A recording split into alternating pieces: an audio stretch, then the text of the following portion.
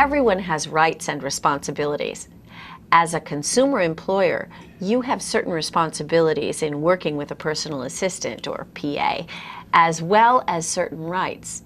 Similarly, PAs have both rights and responsibilities in working with you. As a consumer employer, you have the right to select, train, and supervise your PA. Decide which tasks you need assistance to complete. Direct how work is to be done in your home. Be treated with dignity and respect. Receive confidentiality from your PA. Have security for your home, personal possessions, food, medications, and financial assets. Fire and replace PAs who don't respect your right. You have the responsibility to let the PAs that you interview know that you are the employer for the purposes of directing the work to be done. Hire thoughtfully. Treat your PA with respect. Describe clearly all your needs and requirements. Explain clearly and assertively how tasks are to be done. Provide a safe work environment for your PA.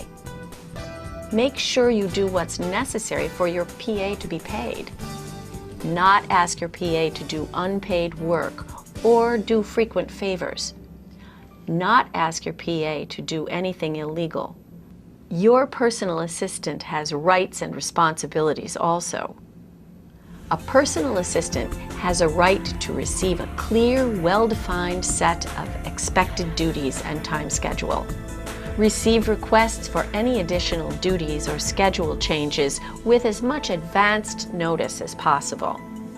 Receive clear, step-by-step instructions for doing tasks. Be told ways of doing a job that are logical and time and effort efficient. Receive instructions and other communications delivered in clear, direct, assertive manner.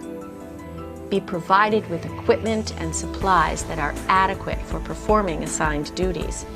Perform duties in a pleasant and sanitary working environment that has an efficient physical layout. Receive from you, the consumer, a confidentiality, respect, and dignity as a human who has personal thoughts, values, beliefs, relationships, activities, and a personal life in addition to providing personal assistance services. The PA has the responsibility to be sure that he or she will feel comfortable doing the work that needs to be done, know his own skills and limitations, and to discuss them with you. Be dependable, to arrive on time and ready to go to work. Notify you as soon as possible when she knows that she will be late or unable to work. Give a 2-week notice if she will be quitting. Provide reliable, safe, high-quality services as directed. Respect your dignity, privacy, property, religion, and culture. Keep personal information about you and your family confidential. Report suspected abuse of a dependent, elderly, or disabled person. Respect you by not bringing friends or relatives to work with her, and by not using your food or other property without permission, and by not demanding extra pay. Remember that an agency or organization can be the employer of record of the PA for payroll and tax purposes, but you always have the right to manage, supervise, and/or direct how the PA performs the tasks. Let's talk about behaviors. The attitudes that we hold affect our behaviors. We bring those attitudes to everyday situations. They affect how we behave and how we treat people. How we behave and treat people affects how people respond to us. Often something that seems offensive to you is someone else's courtesy. We'll talk about behaviors in the context of ethics, cultural and ethnic diversity, and etiquette.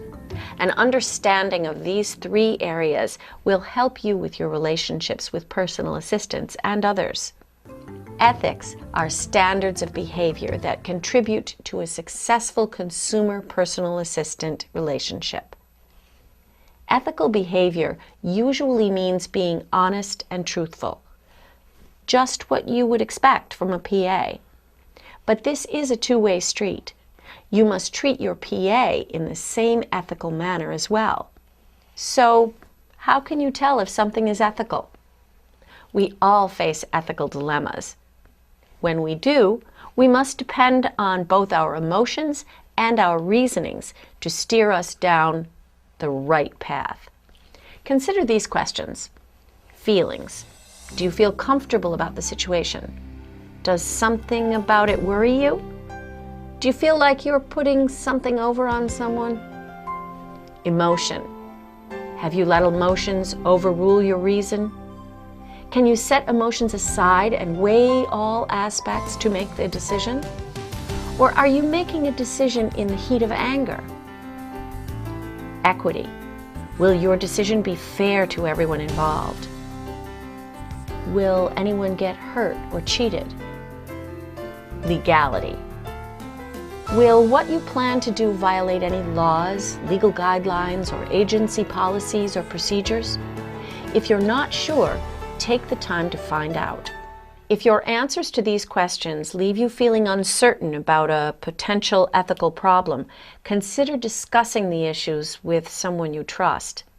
A successful consumer-PA relationship is built on 3 ethical behaviors: confidentiality, punctuality, reliability. Confidentiality really covers 2 kinds of behaviors.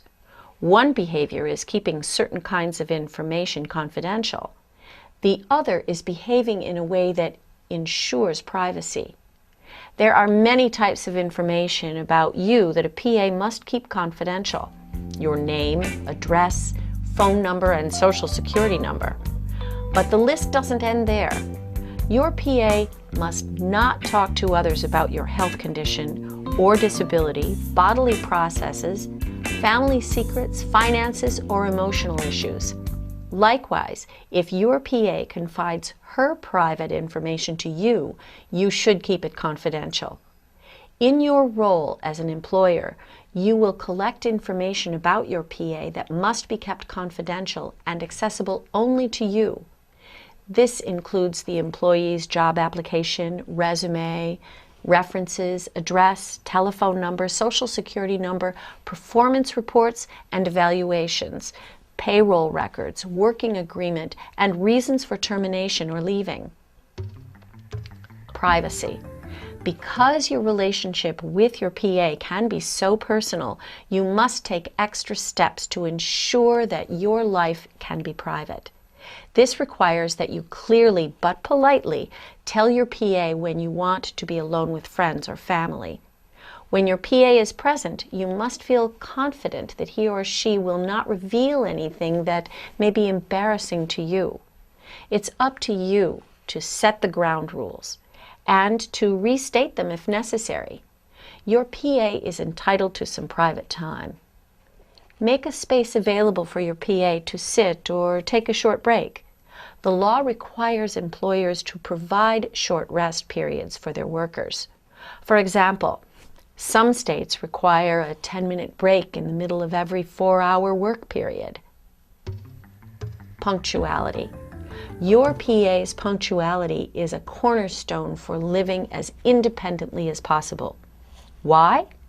Because your schedule for personal care and planned activities depends on your ability to control when things happen and how long they take.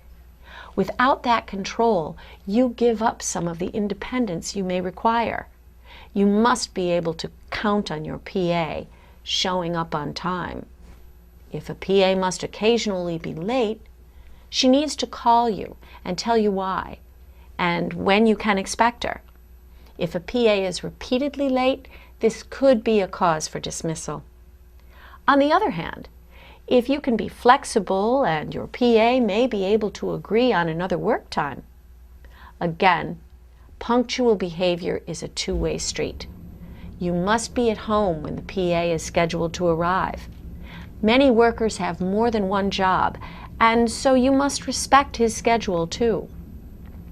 If you are going to be late or absent, contact your PA as early as possible. Reliability. Beyond being confident that your PA will show up on time, you must trust that she will perform tasks in the way that you describe. You must trust that the tasks will be done on the schedule that you have agreed to. Before you decide that your PA is unreliable, ask yourself some questions. Have you done everything necessary to help the PA to perform the tasks correctly? Did you provide sufficient training? Does the PA understand how and when you want things done? Is there a language barrier? Are there cultural differences that can cause different understandings?